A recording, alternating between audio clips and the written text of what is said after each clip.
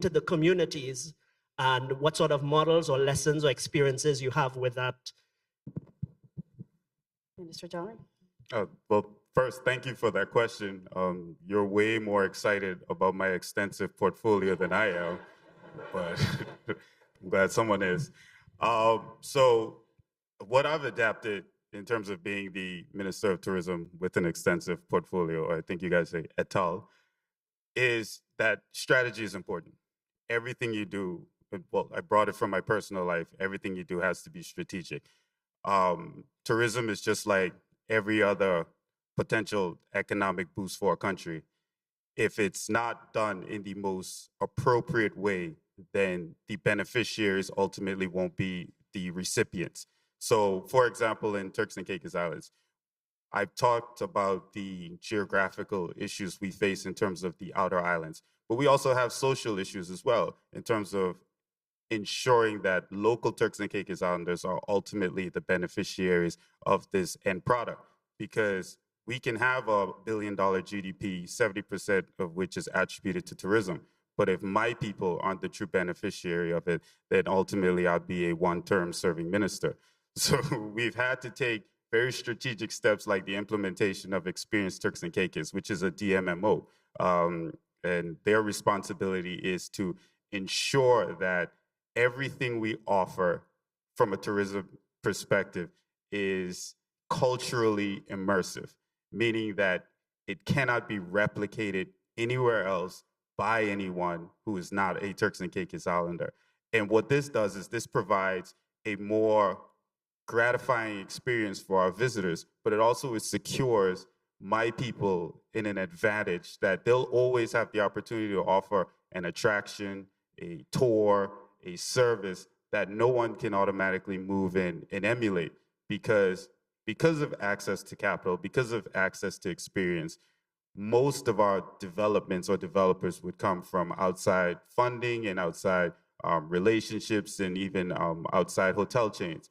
But if we can always be strategic from a policy perspective, then we will always ensure that our people, again, are the true beneficiaries of it. So I agree with you wholeheartedly. Because we're at a sustainability conference or summit, we're going to highlight the negative impacts of tourism from an aviation perspective, from an environmental perspective. But it's no secret that the Turks and Caicos Islands wouldn't be as big of a player in the region if it wasn't for tourism. I'll never downplay the impact it's had on my country and the role I have as being the minister. But at the same time, I've said it continuously throughout my tenure, if my people don't benefit from this tourism product, then what's the point?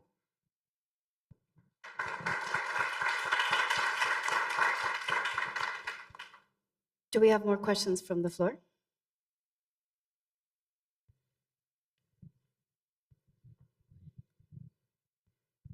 Hi, good morning. I just have a quick question related to aviation. I myself am a pilot from the Cayman Islands. Just recently left the field, but one of the biggest reasons, even though I have a love and a passion for aviation, as you outlined, it is not a sustainable industry.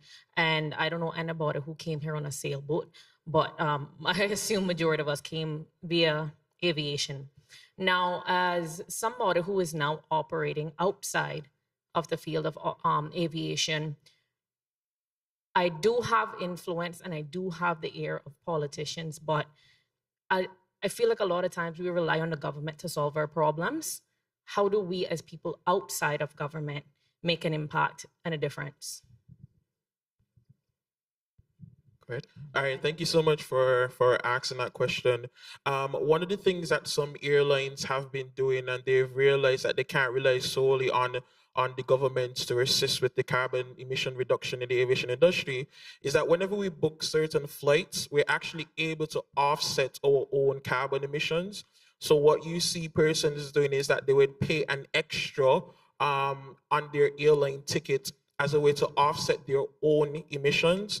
This is very popular with Ryanair, Lufthansa, with KLM as well too. And the research has shown that it's majority millennials, Gen Zs, and alphas are willing to pay extra on their tickets in order to do their own part. Because all these airlines, they're part of Corsair regardless.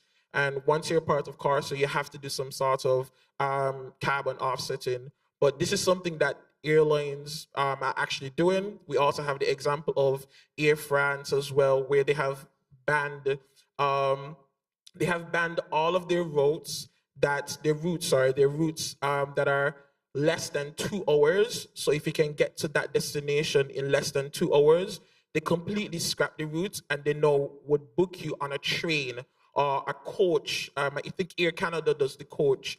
KLM and Air France does the train. In the Caribbean, it's somewhat hard to do because we have some very, very small airlines. But I know that Caribbean Airlines has been paving the way forward as it relates to sustainable aviation from an airline's perspective, looking at their responsibility and are trying to educate a lot more persons, not only in Trinidad and Tobago, but across the wider region of what part they can play in reducing their carbon emissions.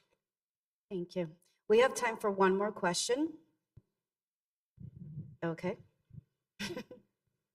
Hi, good afternoon. My name is Kalia Huggins. I'm from Nevis, and I was actually the 2022 Youth Junior Minister of Tourism. So sitting here and hearing all of the comments and just the discussion is very insightful to me. But my question is, when considering the MNCs that the Caribbean or even SIDS on a whole have in the tourism sector, as a tourism minister, so it could be answered by anyone up on this stage, at the end of the day, if a corporation or an organization isn't abiding by the 3 sustainable pillars, or even the 4th one that the CTO would have recently implemented, at the end of the day, what would you prioritize? Keeping the business to continue making money, or the sustainable pillars? And I don't mean just like one, because I know the guy from Turks and Caicos was talking about the people, which is the sociocultural, but I mean all of the pillars. Okay, thank you. Who wants to take that? Mr. Henley, you want to take that? We don't have the mechanisms here in the Caribbean that are not to mine.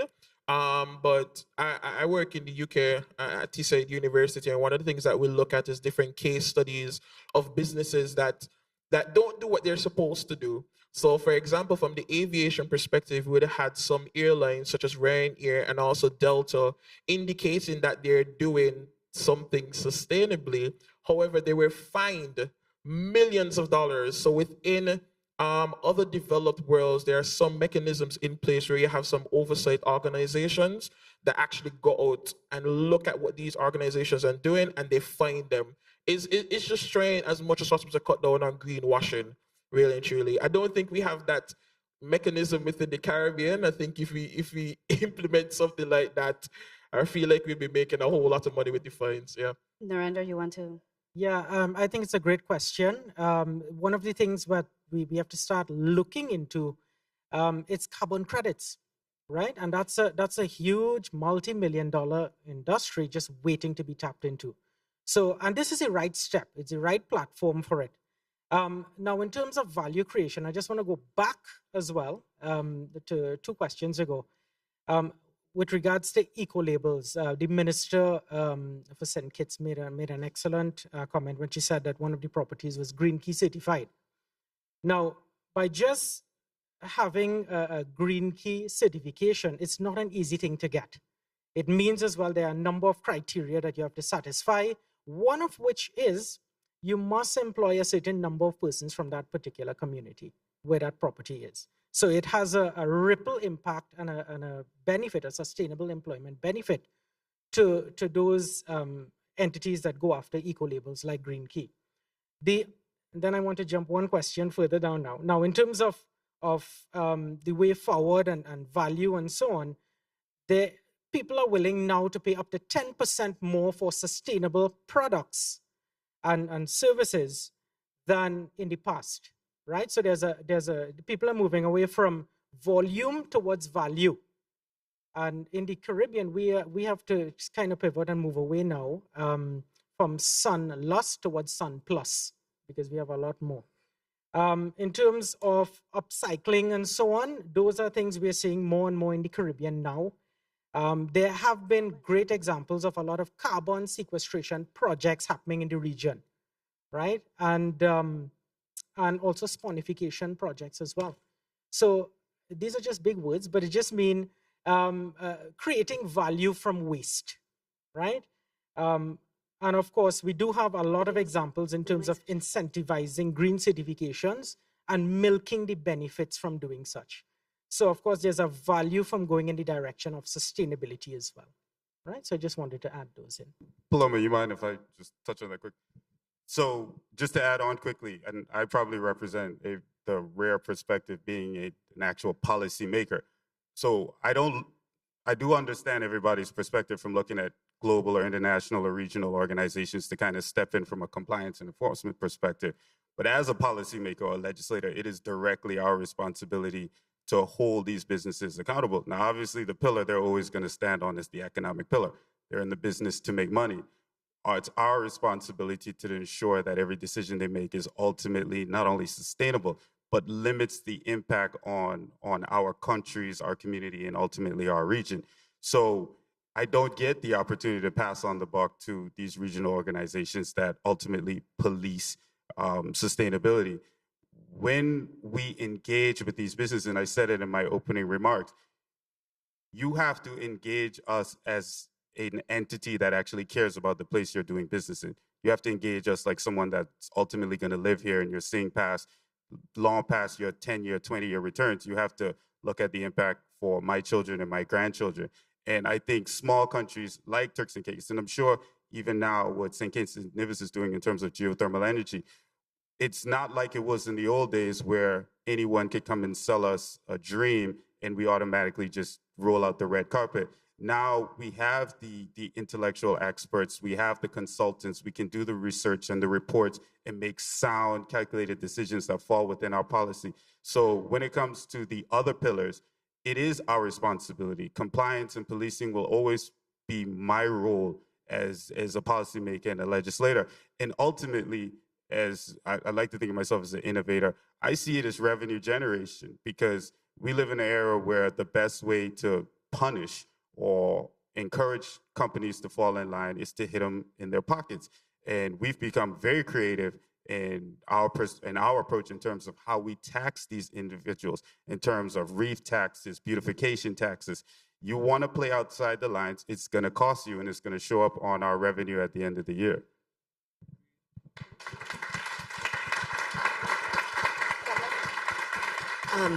I wanted to add a little bit based on what you just said too. To your question, I would say, why not both? And what I mean by that is, right now in Puerto Rico, we are building the first ever fully self-sustainable hotel. So what does that mean?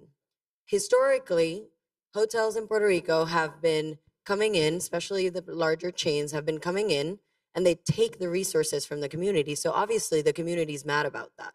So now when a new hotel tries to come in, the community's trying to stop it. But their main arguments are, you're taking our water, you're taking our power. We already have grids that are unstable. We already have a lack of resources.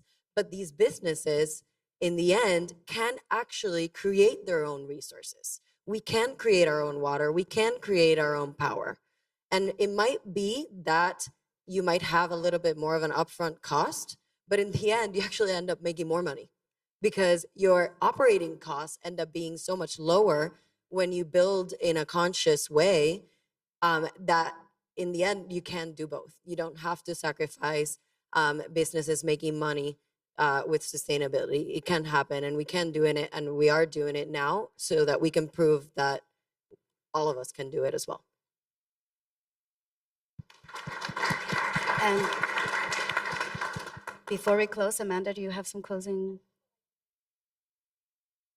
You can have one final word. I mean, you can give us a call to action, please. Well, one thing that I've been thinking is, the role or the opportunity presented by impact investment and impact travel.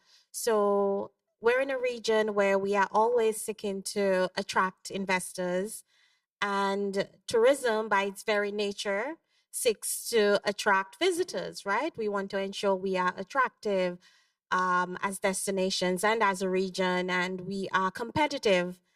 And the opportunity that being climate smart and resilient presents is it is more appealing to investors and visitors when you are paying attention to climate smart agriculture, climate smart infrastructure, ensuring there is care, or attention to nature conservation, and tourism plays such a critical role. And we as individuals, being here at this event and just thinking of our own environmental footprint.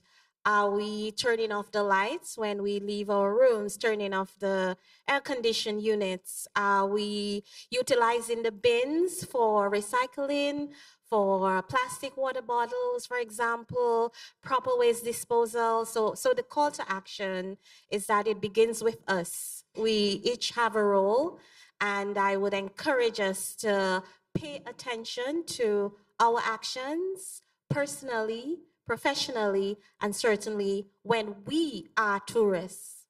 Thank you. Mr. Hendling, do you want to have a closing? Yeah, so the final word, two very quick things I want to say in 60 seconds. One, I want to underscore and emphasize the importance of partnership and collaboration. I'm very glad that although St. Kitts is hosting this conference, that they very strongly collaborated with Nevis, and I want to thank Minister Henderson and her entire team over here for that collaboration.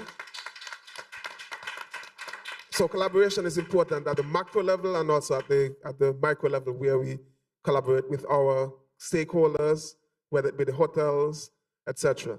The final point I want to make, it is very important for us in the context of sustainability to remember the importance of focusing on our youth.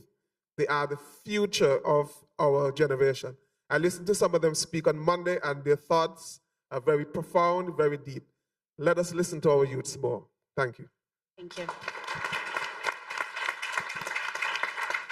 Well, before we close this panel, we actually have one last address, and this is coming from the President of the Government of the Canary Islands in a pre-recorded video. So please, Mr. Fernando Calvijo Batle, please play the. Hola, soy Fernando Clavijo y quería hablarles de la estrategia de islas responsables que tenemos en Canarias. Canarias en estos momentos es una potencia mundial desde el punto de vista turístico. Somos 2.200.000 habitantes y recibimos el año pasado aproximadamente 18 millones de turistas. Además, nuestras condiciones climatológicas pues, son muy estables a lo largo de todo el año y por lo tanto, afortunadamente, son bastante repartidos. No tenemos grandes picos en verano o grandes valles en invierno. Por lo tanto, eso nos permite establecer una estrategia en la que estamos inmersos de turismo responsable en las islas para aprovechar las potencialidades de todos estos visitantes y poder combinarlos con nuestras condiciones naturales, culturales y patrimoniales, de tal forma de que ese turismo sea responsable. Al igual que otras partes del mundo, y en el caso concreto de Canarias, que somos islas y somos mucho más frágiles y vulnerables, estamos inmersos en el debate de cómo compaginar un desarrollo económico, una actividad que nos genera empleo, que nos genera riqueza, que nos da conectividad con el sostenimiento de nuestra naturaleza, las condiciones por las que la gente nos visita, y compaginarla también con la calidad de vida de nuestros residentes, que en muchas ocasiones se producen fricciones. Dígase, pues obviamente, el problema con la vivienda, el problema con el tráfico, el problema con la saturación de determinados espacios naturales protegidos que pueden ponerlo en peligro. Y ahí, en ese desarrollo de islas responsables, en ese desarrollo de una estrategia de turismo inteligente, estamos trabajando en distintos aspectos. Estamos trabajando en el aspecto de la fiscalidad, estamos hablando en el aspecto de la regulación y los aforos de determinados espacios turísticos, estamos abriendo a nuevas formas con un debate de si a lo mejor 18 es el tope o incluso tiene que ser menos de 18 millones de turistas y buscar un turismo que deje más capacidad adquisitiva, que deje más recursos económicos, de tal forma que no se resienta la actividad económica y recualifiquemos, obviamente, nuestra mano de obra. Y estamos hablando también de aprovechar nuestras condiciones naturales, como puede ser el espacio, la visión del cielo, la economía azul respecto a todo lo que tiene que ver nuestro mar, porque somos islas. Y ahí yo creo que en esta conferencia, quienes me acompañan en esta presentación, pues podrán aportar ideas y proyectos pilotos y, por supuesto, de otras experiencias que se están desarrollando en otros territorios europeos, pues también nosotros podemos coger esas prácticas de éxito y poder importarlas para Canarias. En definitiva, somos conscientes como isla que nuestra principal fuente de riqueza es el turismo, pero también somos conscientes de que podemos morir de éxito y no queremos perder ni nuestra identidad como pueblo y como territorio, ni por supuesto aquellas condiciones naturales que tenemos que proteger y preservar para generaciones futuras y que son la principal fuente de riqueza, las tenemos que conservar y preservar para que sigan siendo fuente de riqueza para las generaciones futuras que vivan en nuestras islas. Así que muchísimas gracias y estoy convencido de que en esta jornada, en esta cumbre global, podremos sacar entre todos prácticas de éxito para poder trasladarlas a todos los territorios.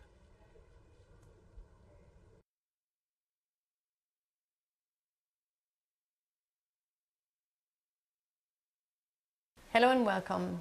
Oh. Hola, soy Fernando. Islands are unique territories, and who would know better than ourselves as islanders, right? But we are also natural laboratories when it comes to innovation, creativity, and resilience. And we've learned that in our daily realities. And this is basically also the essence of Responsible Islands, which is an initiative recently launched by the government of the Canary Islands that aims to identify, promote, and replicate sustainable and innovative businesses from all over the world, but particularly from islands and remote territories. And we want to have the Canary Islands as the centerpiece for this global exchange. One of our most powerful levers is tourism. For many of us, it is a cornerstone of our economies. But as our president mentioned before, we... Okay. All right. Well, yeah.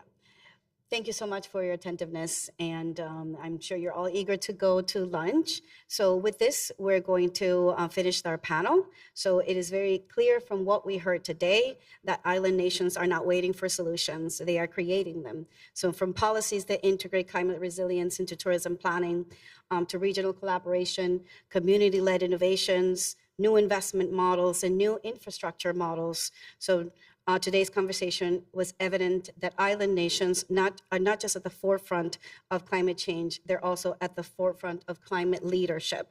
So each of our speakers brought unique perspectives to this conversation. But one thing that is that unites, the thread of this conversation and is the urgency and the belief that tourism can evolve into a regenerative force. So one that protects what we profits from and that uplifts communities at its heart.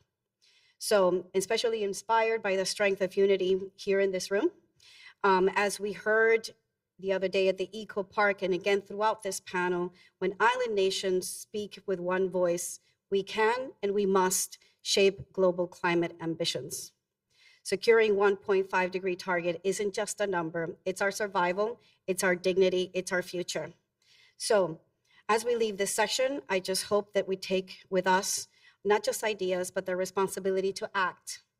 Wherever is policymakers, business leaders, academics, advocates, we all have a role to play in steering tourism towards climate-friendly and safe, sustainable path. So on behalf of Sustainable Travel International, I would like to thank Island Innovation, the government of St. Kitts and Nevis, the distinguished speakers here today, and of course you for joining us, and for the work that you do every day to safeguard the sun, sand, and soul of our island nations. So keep the conversation going and let's keep moving forward together. Thank you so much.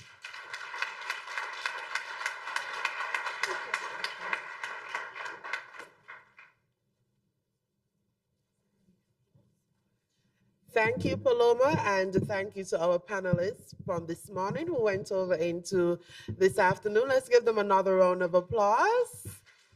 Very insightful conversations. It is now 12:35. We're going to break for lunch.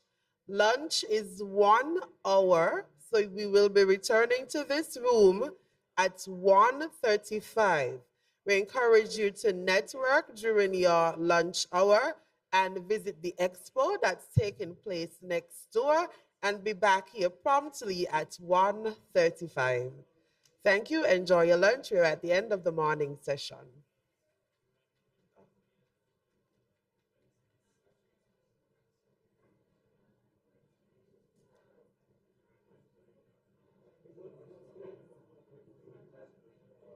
Thank you, Amaj.